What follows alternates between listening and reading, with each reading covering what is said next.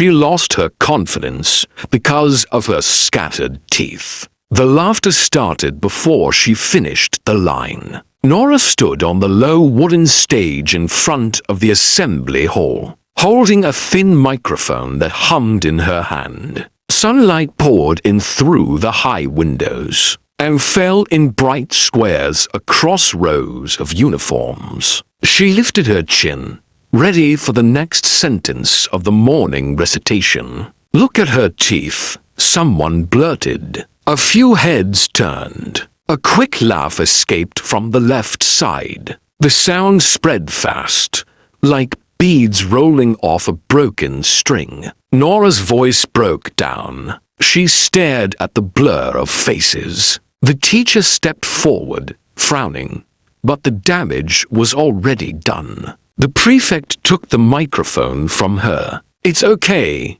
Nora," she said, gentle and low. "You can sit." Nora climbed down, feeling heat in her cheeks and a cold, careful stillness growing inside her. She returned to the second row and stared at the floor until the anthem ended. When the bell rang, she walked to class with one hand near her mouth, as if guarding a door she would not open again. That was the morning she learned how to hide her smile. By the time she reached senior school, the habit became very smooth and quiet. She laughed with her lips closed. She turned away from cameras. She spoke fast, using as few open sounds as possible. People called her the calm one. Teachers praised her essays and wished she would read them aloud. She always shook her head and pushed the paper across the desk for someone else to present. Her mother, Ada, sold fabric in a narrow shop on a busy street. Bold prints hung from the ceiling like bright flags. Ada had the kind of smile that made strangers relax. "Show your teeth," Ada would say, cupping Nora's face. "Let the day see you." Nora would smile softly and change the topic. She loved her mother's shop. The smell of starch and pepper soup from the food stall next door. The rustle of fabric on the counter. The way the doorbell chimed when customers stepped in. But she did not love being seen. On Sundays, after church, girls posed under a bougainvillea tree at the gate. The petals were magenta and dramatic and belonged on album covers. "Come, one photo," her friends would insist. Nora learned to angle her chin, to lift one side higher, to smile with restraint. The pictures looked neat, and nobody mocked them. University was wider and louder. The campus road ran past yellow buses and billboard ads. Nora moved through it all with her headphones in, even when no music played. She had two close friends,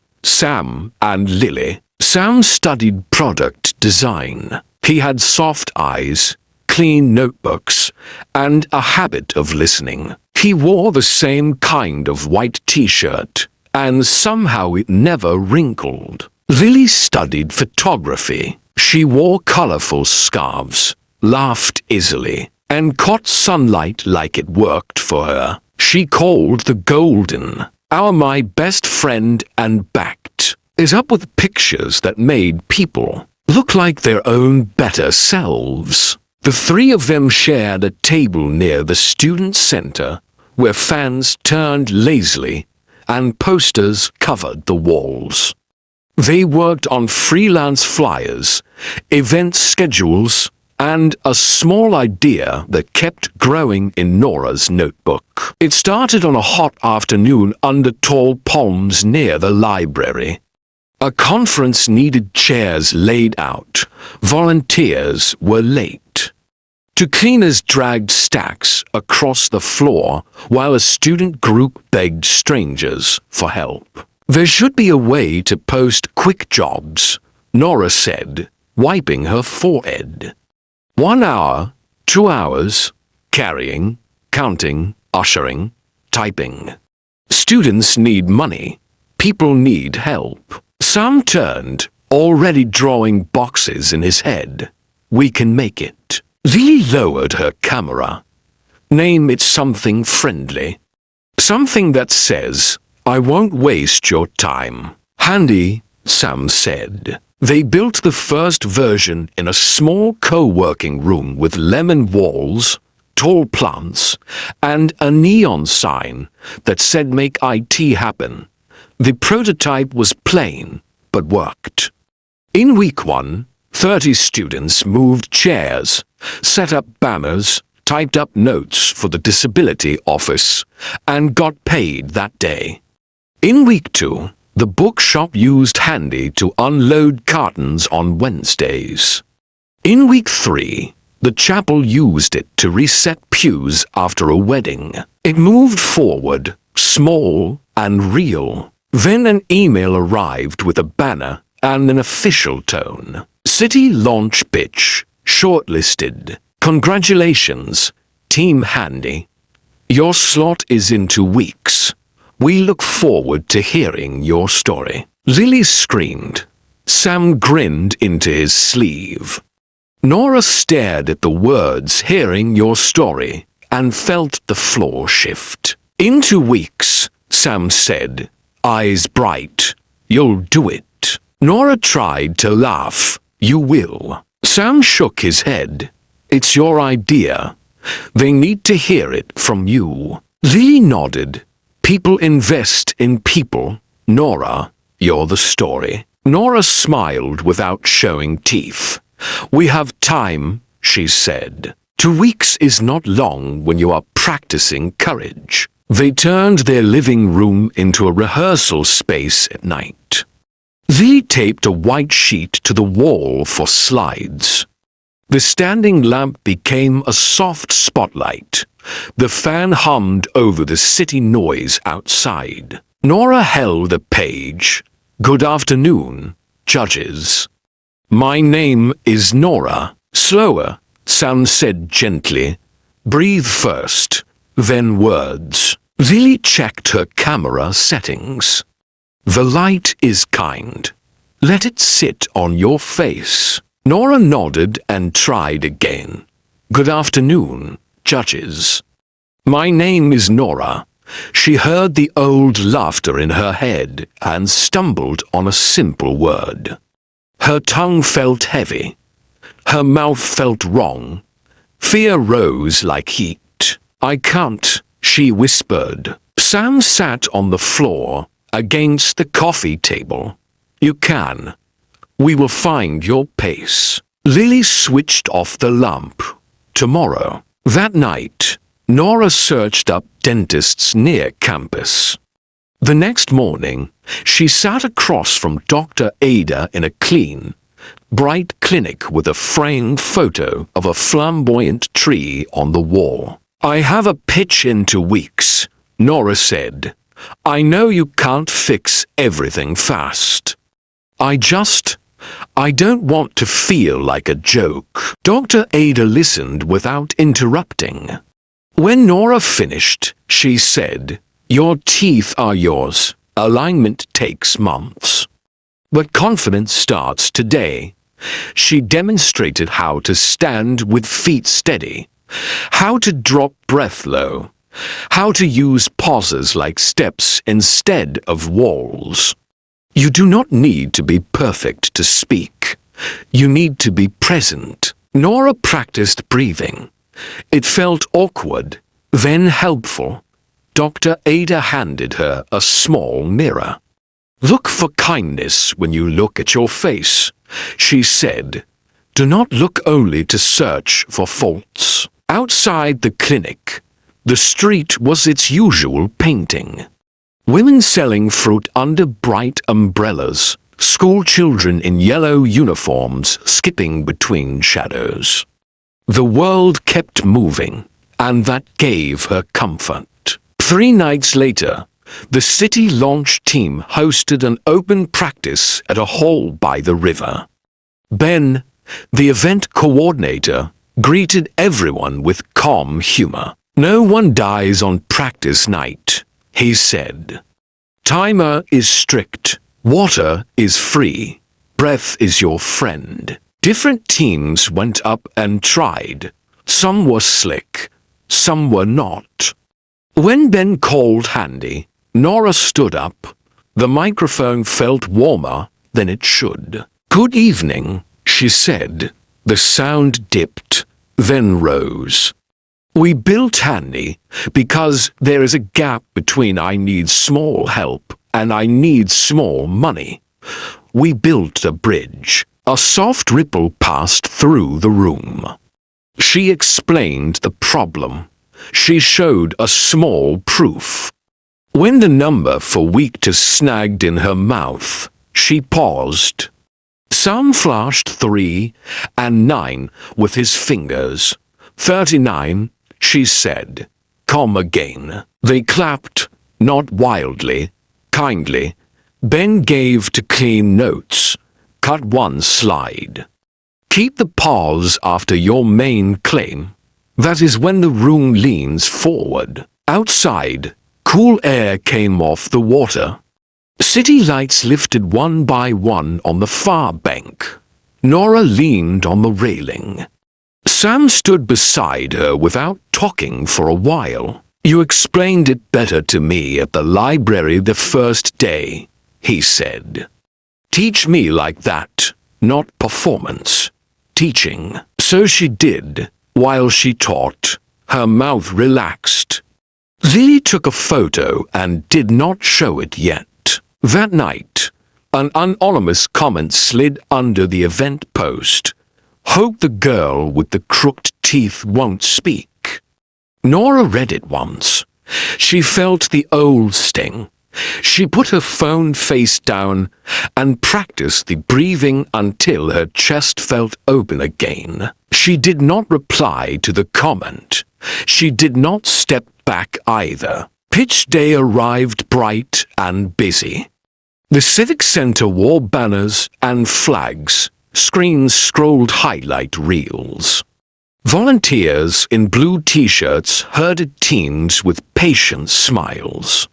Outside, a food truck grilled suya and released smoke that smelled like confidence. Backstage, rituals bloomed. One team prayed in a circle. Another argued about font sizes. Someone did push-ups beside a speaker. Ben moved among them like a conductor keeping time. 5 minutes, he told Handy. If your mind goes blank, let the silence sit. Breathe. Start the sentence again. We will all still be here. Nora checked her phone. 2 messages waited. Ada. Breath first. Words second. Mrs. Cole. I am watching online. Read the world aloud for us. She wore a simple blue dress and white sneakers.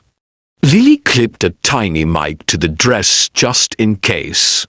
Sam slid an extra copy of their slides into his bag for luck. Handy, Ben called. They stepped into the light. The hall was wide and still.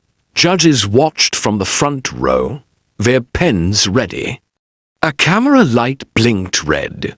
Nora found a steady patch of stage and set her feet. Good afternoon, she said.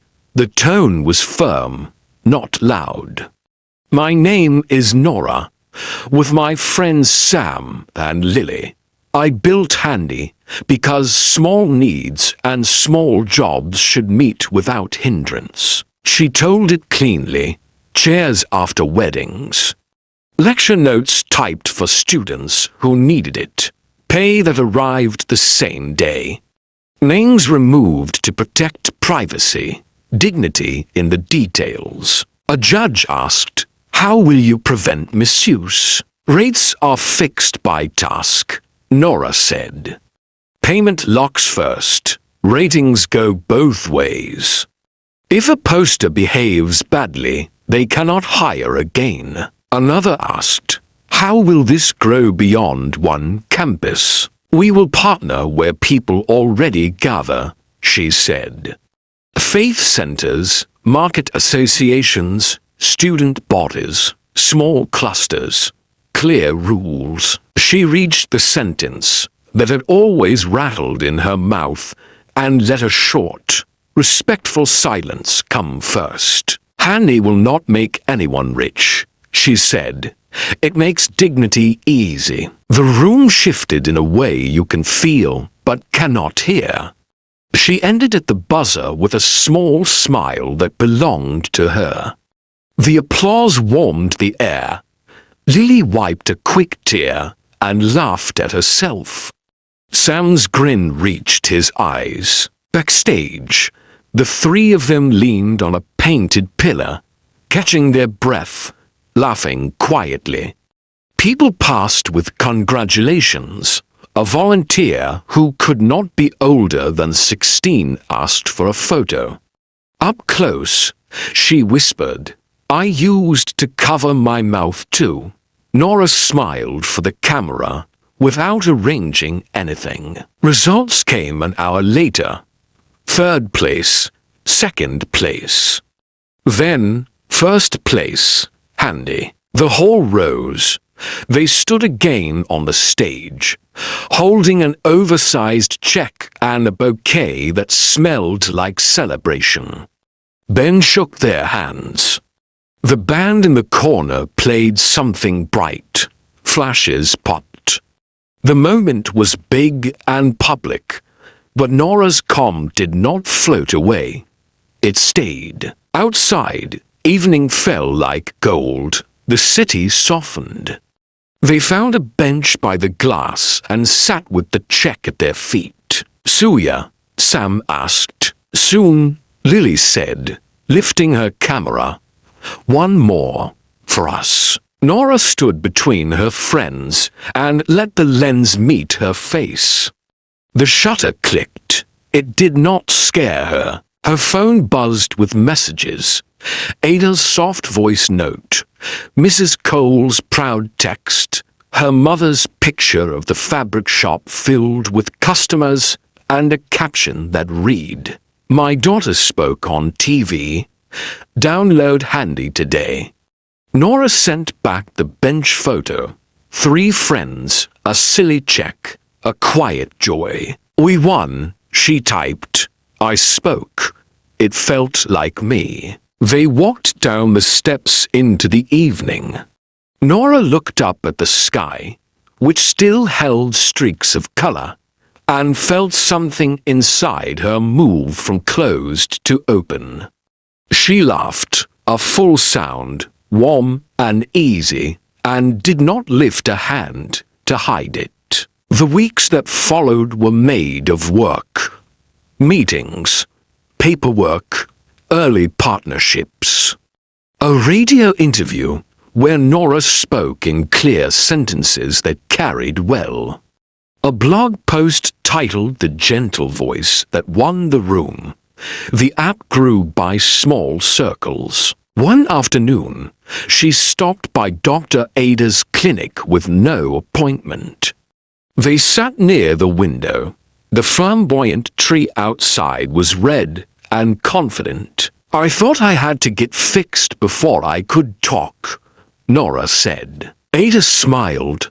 "Confidence moves when you let it." Today is always enough to begin. On her way home, Nora walked past her old primary school. Children spilled out. A girl with braids pressed her face to the fence and waved at nothing in particular. Her teeth were wild and happy. Nora smiled back. "You have a beautiful smile," she said. The girl laughed, bright and free, and ran to catch her friends. Later, after a youth program where she spoke for 15 minutes and forgot to be afraid, Nora sat by the river again. Sam and Lily joined her with paper cups of ginger soda and too many jokes about the future. They argued about fonts. They planned the next steps. They let the night be simple. A message came in from an unknown number. I watched your pitch online. I have teeth like yours. I stopped speaking when I was 12. Today I tried again. Thank you. Nora did not reply. She closed her eyes for a second and let the words land. Then she looked at her friends and lifted her cup. To starting anyway, she said. They tapped cups and laughed. They crossed the street toward food and noise and work that waited for morning. A photo from earlier sat in her gallery. 3 figures on a bench, all light and relief. In the photo, her teeth showed clearly. They looked like her. She slid the phone into her pocket, breathing easily. The city moved around them. The night felt wide. Her mouth was open, not to defend, not to explain, but to live. Nora smiled again, full and unhidden. She did not cover it. She did not need to. Please like this video, share, and subscribe for more exciting stories with moral lessons.